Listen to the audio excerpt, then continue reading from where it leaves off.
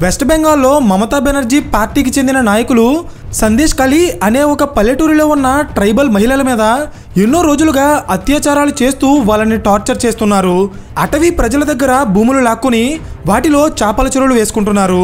అడ్డొచ్చిన మగవాళ్ళని కొడుతూ ఆడవాళ్ల మీద అత్యాచారాలు చేస్తూ ఆ ఏరియాలో ఉన్న ట్రైబల్ ప్రజలకి నరకం చూపిస్తున్నారు. అయితే ఈ ఇన్సిడెంట్ ఎంత సీరియస్ అయిందంటే national commission for scheduled castes NCSC అనే ఒక రాజ్యాంగ సంస్థ వెస్ట్ బెంగాల్లో ఉన్న ఈ సందేశ్ కలికి వెళ్ళి అక్కడ ఆడవాళ్ళ మీద జరుగుతున్న దారుణాలు చూసి ఇమీడియట్గా వెస్ట్ బెంగాల్లో ఉన్న గవర్నమెంట్ని రద్దు చేసి అక్కడ ప్రెసిడెంట్ రూల్ని ఇంపోజ్ చేయమని ప్రెసిడెంట్ ఆఫ్ ఇండియాకి రికమెండ్ చేసింది. అంతేకాదు national commission for women's, west Bengal high court and supreme court of India కూడా ఈ ఇష్యూ మీద చాలా సీరియస్గా ఉన్నాయి.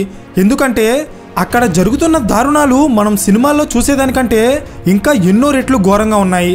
అయితే ఈ టోటల్ ఇన్సిడెంట్కి కారణమైన షేక్ షాజహాన్ అనే ఒక తృణమూల్ కాంగ్రెస్ లీడర్ని ఇప్పటికీ వెస్ట్ బెంగాల్ గవర్నమెంట్ పట్టుకుని కోర్టులో హాజరుపరచలేదు. పైగా మమతా బెనర్జీ ఈ టోటల్ ఇన్సిడెంట్ని బీజేపీ నాయకులే చేస్తున్నారని ఎలిగేషన్స్ చేస్తున్నారు. బికాస్ దీని వెనకాల ఇంకా చాలా పెద్ద స్టోరీ ఉంది. సో అసలు ఆ స్టోరీ ఏంటి, మరొక 2-3 నెలల్లో ఎలక్షన్స్ వస్తున్నాయనగా ఇప్పుడు బెంగాల్లో ప్రెసిడెంట్ రూల్ పెట్టేంత సిచ్యువేషన్స్ ఎందుకు క్రియేట్ అయ్యాయో నేను ఈ వీడియోలో చెప్పబోతున్నాను. Hello everyone, welcome to today's video and this is your friend Surya. ఈ టోటల్ ఇష్యూ ఎలా స్టార్ట్ అయిందో చెప్తా చూడండి. తృణమూల్ కాంగ్రెస్ పార్టీ TMC తరపున వెస్ట్ బెంగాల్లో 2011లో మమతా బెనర్జీ సీఎం అయ్యారు. అప్పటి నుండి ఇప్పటి వరకు అంటే దాదాపు 12 ఏళ్లుగా ఆ రాష్ట్రానికి ఆమె ముఖ్యమంత్రిగా ఉన్నారు. సో ఆమె సీఎంగా ఉన్న ఈ 12 ఏళ్ల కాలంలో బెంగాల్లో ఎన్నో మంచి పనులు జరిగాయి, అలాగే ఎన్నో స్కామ్లు జరిగాయి. Like SSC recruitment scam, coal scam, sand scam and cattle smuggling scam, ఇలాంటి ఎన్నో స్కాములు జరిగాయి. వీటిలో పబ్లిక్ డిస్ట్రిబ్యూషన్ సిస్టంలో జరిగిన రేషన్ స్కామ్ కూడా ఒకటి. అంటే మనం ప్రతి నెల ఎలా అయితే గవర్నమెంట్ ఇచ్చే రేషన్ తెచ్చుకుంటామో సేమ్ అలాగే వెస్ట్ బెంగాల్లో ఉన్న గవర్నమెంట్ కూడా వాళ్ళ ప్రజలకి తక్కువ ధరకే రేషన్ సరుకులు ఇస్తుంది. అయితే మమతా బెనర్జీ గవర్నమెంట్లో ఉన్న జ్యోతి ప్రియా మాలిక్ అనే ఒక మినిస్టర్ ప్రజలకి తక్కువ ధరకి ఇవ్వాల్సిన ఈ రేషన్ సరుకుల్లో కొంత భాగాన్ని పక్కదారి పట్టించి ఆ సరుకులని ఎక్కువ ధరకి ఓపెన్ మార్కెట్లో అమ్ముకోవడం స్టార్ట్ చేశారు. అలా కొన్ని సంవత్సరాల పాటు చేశాక ఈ స్కామ్ బయటపడింది. కానీ అప్పటికే ఈ స్కామ్ వాల్యూ 10,000 కోట్ల రూపాయలు పైనే. సో ఈ స్కామ్ మీద enforcement directorate ED investigation start చేశాక తృణమూల్ కాంగ్రెస్ పార్టీ మినిస్టర్ అయిన జ్యోతిప్రియ మాలిక్తో పాటు ఆ పార్టీకి చెందిన ఇంకా ఎంతో మంది నాయకుల పేర్లు బయటకు వచ్చాయి.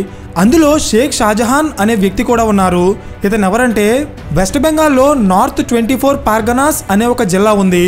ఆ జిల్లాలో ఉన్న సందేశ్ కలి అనే ఒక ట్రైబల్ విలేజ్లో ఈ షేక్ షాజహాన్ అనే వ్యక్తి TMC పార్టీకి చెందిన ఒక పెద్ద నాయకుడు. సో ఎన్ఫోర్స్మెంట్ డైరెక్టరేట్కి సంబంధించిన ఆఫీసర్లు రేషన్ స్కామ్ గురించి ఇతన్ని విచారించడానికి సందేశ్ కలి అనే విలేజ్కి వెళ్ళారు. కానీ ఈ విషయం తెలిసిన షేక్ షాజహాన్ తన ప్రైవేట్ రౌడీలతో ED ఆఫీసర్స్ని తన ఇంటి చుట్టుపక్కలకి కూడా రాకుండా తరిమి కొట్టి ఈలోపు ఆయన వెనక్కి నుండి పారిపోయాడు. సో ED ఆఫీసర్స్ ఆ చుట్టుపక్కల చేసిన ఇన్వెస్టిగేషన్లో తేలింది ఏంటంటే ఈ షేక్ షాజహాన్ అనే వ్యక్తి వాళ్ళు అనుకున్న దానికంటే ఎంతో పవర్ఫుల్. ఒక ప్రైవేట్ రౌడీ సైన్యాన్ని పోషిస్తూ ఎన్నో సంవత్సరాలుగా ఆ సందేశ్ కలి అనే ఏరియాని తన కంట్రోల్లో పెట్టుకుని రూల్ చేస్తున్నట్టు ED ఆఫీసర్స్కి తెలిసింది. సో ED ఆఫీసర్స్ అక్కడి నుండి వెళ్ళిపోతున్న టైంలో అక్కడ ఒక సంఘటన జరిగింది. అదేంటంటే ఆ ఊళ్ళో ఉన్న ట్రైబల్ మహిళలంతా సడన్గా ED ఆఫీసర్స్ దగ్గరికి వచ్చి ఎలాగైనా ఈ షేక్ షాజహాన్ని అలాగే తన వెనుకున్న రౌడీలని అరెస్ట్ చేయమని బ్రతిమాలుతున్నారు. అయితే దీని వెనుకున్న రీజన్ ఏంటంటే ఈ షేక్ షాజహాన్ అలాగే తన వెనుకున్న రౌడీలు కలిసి ఆ ఊళ్ళో ట్రైబల్ ప్రజల దగ్గరున్న భూములు అక్రమంగా లాక్కొని అందులో చేపల చెరువులు అలాగే రొయ్యల చెరువులు వేస్తున్నారని, అడ్డొచ్చిన మగవాళ్ళని కొడుతూ ఆడవాళ్ళని భయపెట్టి మరీ లైంగికంగా వేధిస్తున్నారని ఆ ఊరి మహిళలు ED ఆఫీసర్స్ ముందు ధర్నా చేయడం స్టార్ట్ చేశారు.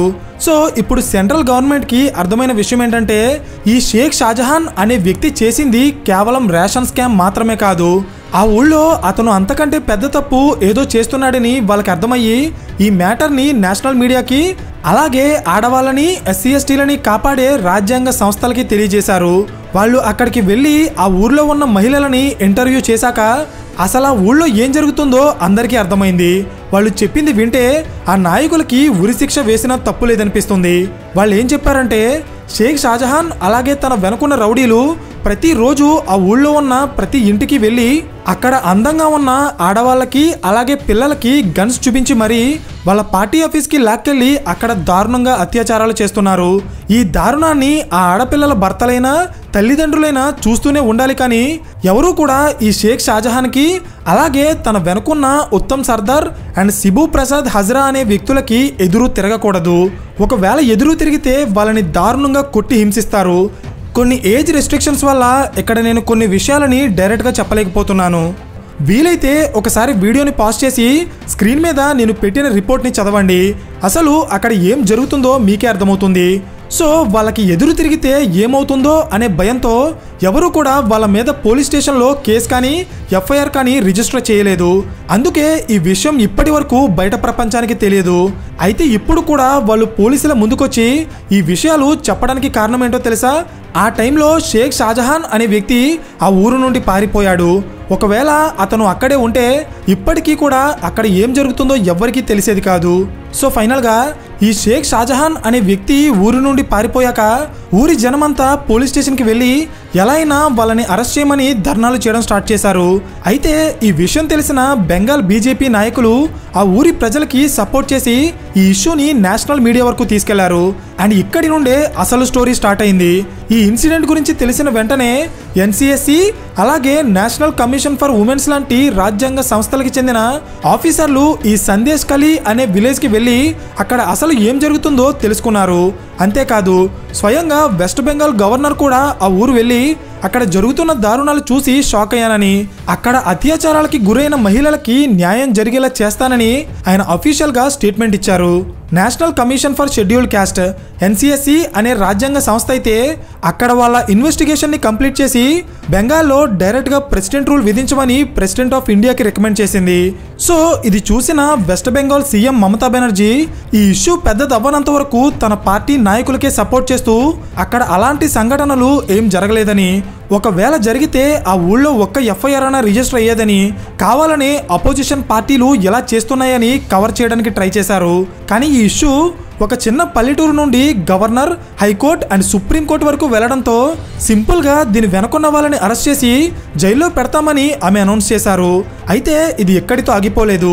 కలకత్తా హైకోర్టు కూడా ఈ మ్యాటర్ని సుమోటోగా తీసుకుని ఈ సంఘటన జరిగిన సందేశ్ కలి అనే ఊళ్ళో సెక్షన్ 144 విధించి ఆ ఏరియాలో ఉన్న మహిళల మీద ఎలాంటి అఘాయిత్యాలు జరగకుండా ఎక్స్ట్రా సెక్యూరిటీని పెట్టడంతో పాటు వితిన్ 1 వీక్లో అక్కడ జరిగిన ఇష్యూ మీద కంప్లీట్గా ఇన్వెస్టిగేషన్ చేసి ఒక డీటెయిల్డ్ రిపోర్ట్ని హైకోర్టులో సబ్మిట్ చేయమని గవర్నమెంట్కి ఆర్డర్ చేసింది. సో ఇప్పటి వరకు మనం వెస్ట్ బెంగాల్లో జరుగుతున్న ఒక ప్రాబ్లం గురించి మాట్లాడుకున్నాం. అయితే ఇప్పుడు దీని వెనుకున్న పాలిటిక్స్ గురించి మాట్లాడదాం. వెస్ట్ బెంగాల్ ఈ పేరు వినగానే చాలామందికి మమతా బెనర్జీ గుర్తొస్తారు. ఎందుకంటే గత 12 ఏళ్లుగా ఆమె ఈ రాష్ట్రానికి కంటిన్యూస్గా సీఎంగా ఉన్నారు. సో బీజేపీ అండ్ కాంగ్రెస్ లాంటి నేషనల్ పార్టీలకి కూడా వెస్ట్ బెంగాల్లో సోలోగా పవర్లోకి రావడం అనేది చాలా కష్టం.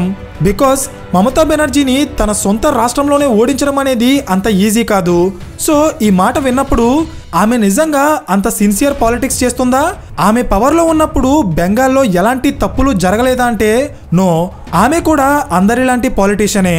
అండ్ ఆమె టైంలో ఎన్ని స్కాములు జరిగాయో కూడా మనం ఆల్రెడీ చెప్పుకున్నాం. కానీ మరి బెంగాల్కి ఆమె 12 ఏళ్ల పాటు కంటిన్యూస్గా సీఎంగా ఎలా ఉన్నారు అనే డౌట్ మీకు రావచ్చు. దీనికి కారణం ఆమె బెంగాల్లో ప్లే చేసిన పొలిటికల్ స్ట్రాటజీస్. ఎలాగో చెప్తా చూడండి. వెస్ట్ బెంగాల్లో మమతా బెనర్జీ ఎంత పెద్ద లీడర్ అయినా కూడా ఆమె ఎప్పుడూ ప్రజల ముందు ఒక సాధారణ మహిళగానే కనిపిస్తారు, అలాగే మాట్లాడతారు. ఆమె ఎప్పుడూ కూడా తనని సాధారణ మహిళగా అలాగే డాటర్ ఆఫ్ బెంగాల్గా పోర్ట్రేట్ చేసుకుంటారు. ఇదంతా కూడా కేవలం సింపతి కోసం మాత్రమే.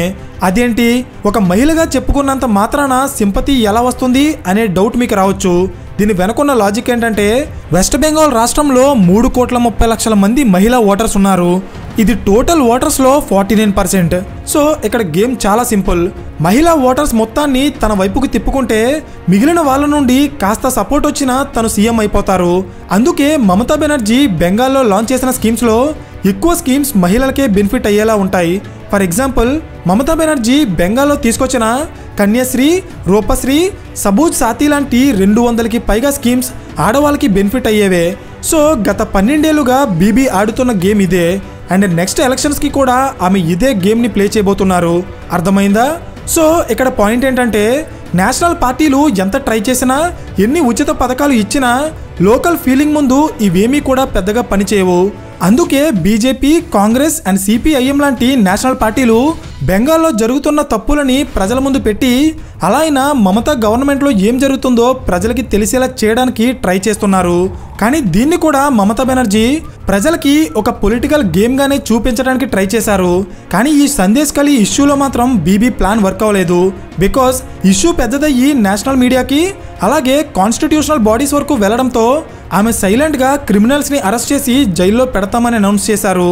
సో ఏదేమైనా కూడా ప్రపంచమంతా ఆర్టిఫిషియల్ ఇంటెలిజెన్స్ అండ్ రోబోటిక్స్ లాంటి అడ్వాన్స్డ్ టెక్నాలజీస్ మీద రన్ అవుతుంటే ఇప్పటికీ కూడా మన దేశంలో ఉన్న సందేశ్ కలి లాంటి ప్లేసెస్లో ట్రైబల్స్ దగ్గర ఉన్న భూములు లాక్కోవడం, అడ్డొచ్చిన వాళ్ళని చిత్రహింసలు పెట్టడం అనేది ఎంతవరకు కరెక్ట్ అంటారు? అండ్ ఇలాంటి వ్యక్తులని సపోర్ట్ చేస్తున్న పొలిటికల్ పార్టీలని ఏం చేయాలో మీరు కింద కామెంట్ చేయండి. అండ్ ఈ వీడియో మీకు ఇన్ఫర్మేటివ్గా అనిపిస్తే ఖచ్చితంగా లైక్ చేయండి. బికాస్ మీరు లైక్ చేస్తేనే ఈ వీడియో మరికొంతమందికి రీచ్ అవుతుంది. So thank you for watching and I will see you in the next video. Till then this is your friend Surya signing of.